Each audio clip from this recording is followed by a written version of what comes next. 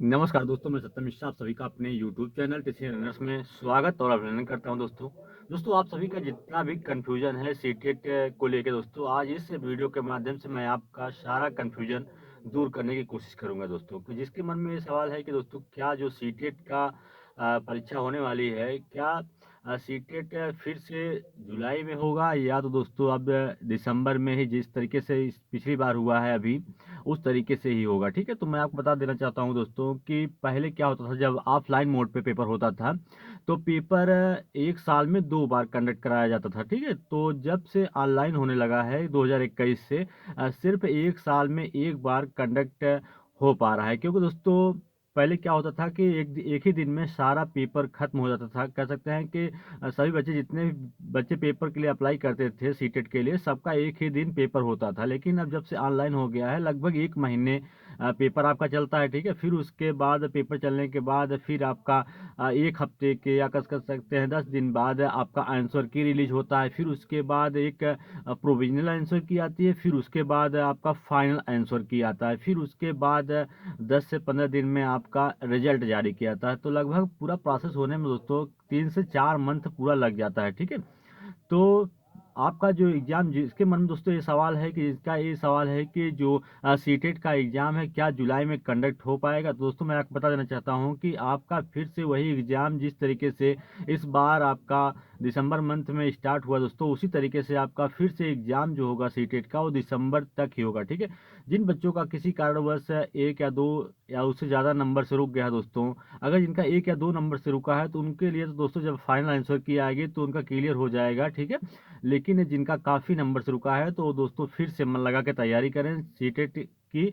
अभी आपके पास कम से कम 7-8 मंथ है दोस्तों, तो आप फिर से जुट जाइए अपनी तैयारी में और मन लगा के तैयारी करिए। ठीक है, अगर कोई कहता है कि आपका पेपर जो है वो जुलाई में होगा तो बिल्कुल गलत है दोस्तों। जुलाई में पेपर नहीं होगा। ठीक है, फिर से आपका पेपर वही आपका जो नोटिफिकेशन है सितंबर या अक्टूबर में आपका जो नोटिफिकेशन वो देखने के लिए मिलेगा। ठीक है, फिर उसके बाद आपका जुलाई में तो पेपर नहीं होगा, दिसंबर मंथ में ही आपका पेपर कंडक्ट कराया जाएगा दोस्तों। और आपका दोस्तों जो मन में है कि आपका जो सवाल है कि रिजल्ट कब तक जारी किया जाएगा, तो आपका रिजल्ट जो है वो मार्च फर्स्ट वीक तक आपका रिजल्ट भी जारी कर दिया जाएगा।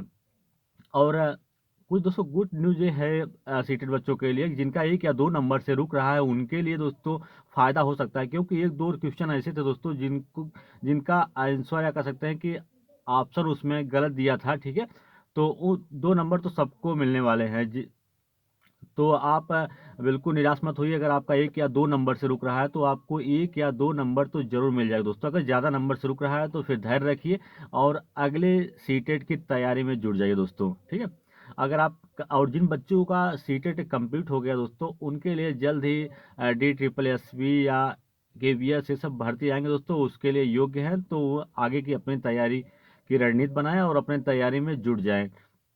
और अगर आप सीटेट क्वालिफाई कर लिए हैं तो आप दोस्तों अब सुपर टेट की तैयारी करिए। क्योंकि अगला शिक्षक भर्ती दोस्तों जो है उस सुपर टेट ही है। ठीक है, तो आपको सुपर टेट दोस्तों जल्द ही देखने के लिए मिलेगी। और अगर आप सीटेट क्वालिफाई कर लिए हैं तो तैयारी में लग जाइए उस अध्यापक भर्ती के लिए। ठीक है, और अगर आप सीटेट क्वालिफाई नहीं हैं और आप यूपी टेट भी क्वालिफाई नहीं है तो सीटेट से पहले आपको यूपी टेट देखने के लिए मिलेगा।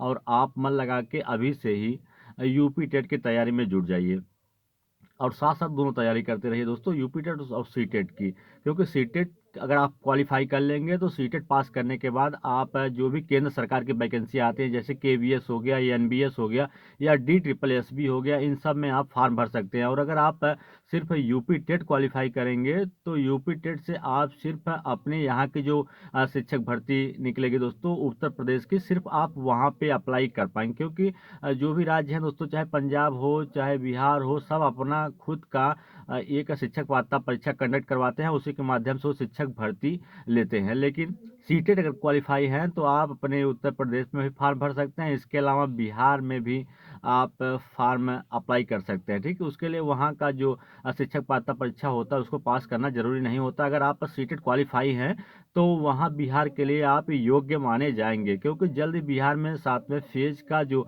शिक्षक बहाली होने वाले दोस्तों, अगर आप सीटेट क्वालिफाई कर लिए हैं तो आपके लिए अच्छी खबर है या गुड न्यूज़ है कि आप वो जो अध्यापक भर्ती होने वाले हैं उसमें आप योग्य माने जाएंगे और उसमें आप अप्लाई भी कर सकते हैं। ठीक है दोस्तों, इसी तरीके से अन्य जानकारी के साथ मैं फिर मिलूंगा, तब तक के लिए धन्यवाद। अगर अभी तक आपने मेरे चैनल को सब्सक्राइब नहीं किया है तो मेरे चैनल को एक बार सब्सक्राइब जरूर कर लें दोस्तों, ताकि मेरे द्वारा डाले गए प्रत्येक वीडियो का नोटिफिकेशन आपको मिलता रहे।